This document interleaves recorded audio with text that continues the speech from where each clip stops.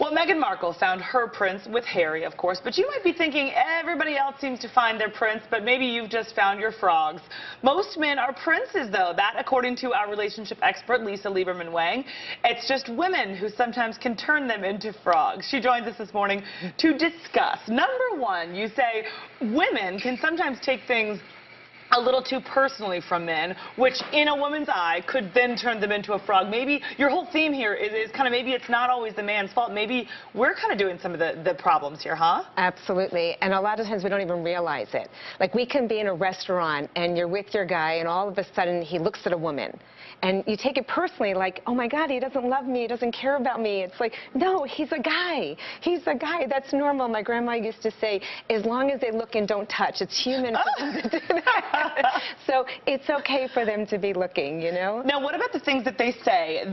You say women sometimes take men too literally. What do you mean by that? But what it is that most women read into men. So what happens is if he says, oh, you know, this is not something I want to do, they think, okay, well, I'm going to get him to do it. It might mean something more. And what it is that they need to take men literally.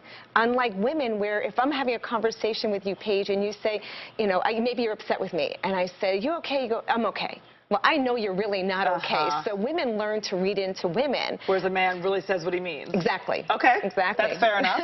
Number three here, expecting his time to be yours. Oh, yes. You know, what happens is a lot of times men actually need downtime. Whether we know it or not, when they have their downtime, it actually raises their testosterone, which reduces their cortisol, which actually reduces their stress.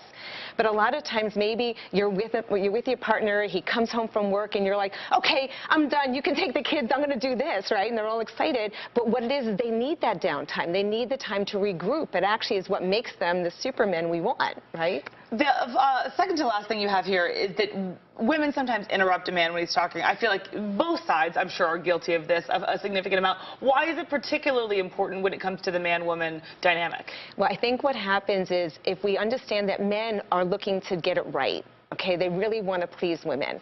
So you ask a man a question, and he's thinking about it. He might be, like, literally going to his recovery banks in his head and saying, well, what is it I need to do? What is she asking?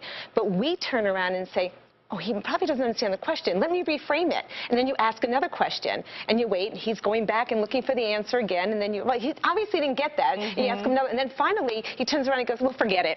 And you're like, why aren't you just answering me? It's because you didn't give him a chance to give the answer, because we're so anxious to get the information that he finally gets to the point where I'm not even going to have any conversation with her. She's not letting me talk. All right, final one, multitasking. Are women a little bit, do we have too high of expectations? We do, because here's what it is. Women have diffused awareness. We can actually be taking care of something at work, know when the phone rings, feel when the kids need us, do everything. So we're always all over the place. So we think men are hairy women and that they can do this, and they can. What it is they actually are single focused. That's why when they're in a task, that's all they're on is that task. They're not looking to take care of anything else, and then we're thinking, well, they're not paying attention to us. Why aren't they noticing that?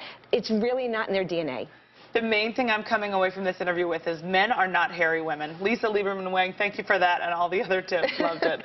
She's the author of Fine to Fab, guys. Check out the book and get your own frog to turn into a prince. Thank you for coming in. My pleasure. We'll be back right after this.